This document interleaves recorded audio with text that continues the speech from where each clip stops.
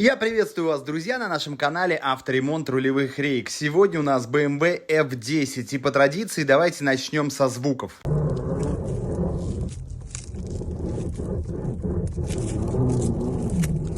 Симфония, не иначе. После того, как подняли машину на подъемнике, видим первую предварительную причину выхода рейки из строя. Хомут не закреплен, находится в свободном плавании. Скорее всего, произошло следующее. Сервисный центр, где ранее меняли тяги или наконечники, просто-напросто забыл закрепить хомутами пыльники. В связи с чем пыль, грязь, вода и прочее беспрепятственно попадали внутрь рейки. Верхние хомуты также не закреплены, а соответственно несут декоративную функцию.